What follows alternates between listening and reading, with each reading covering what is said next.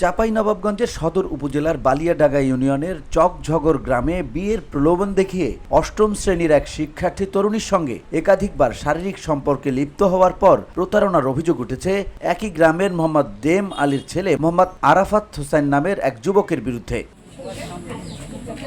শনিবার রাতে এই ঘটনায় চাঁপাইনবাবগঞ্জ সদর থানায় একটি লিখিত এজাহার মামলা দায়ের করেছেন ভুক্তভোগী ওই তরুণীর মা বাদী হয়ে। এর আগে তার প্রেমিক আরাফাত হোসেন তাকে 15 তারিখ বিয়ের কথা পাকা করে।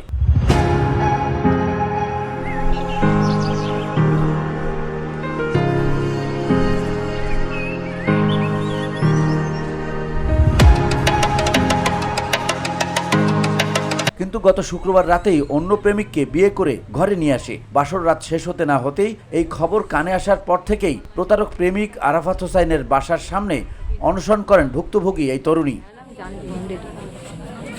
কিন্তু সেখান থেকে তাকে তার পরিবারের লোকেরা মারধর করে তাড়িয়ে দিলে আইনের আশ্রয় নিয়ে থানায় অভিযোগ দায়ের করেন ভুক্তভোগী অষ্টম শ্রেণীর ওই শিক্ষার্থী। আমার মেয়ে খাওয়া দাওয়া করছে না, শুধু চিন্তা ভাবনা অন্য, ফাঁসি দেবো, বিষ খাবো, আত্মহত্যার চিন্তা ভাবনা শুধু।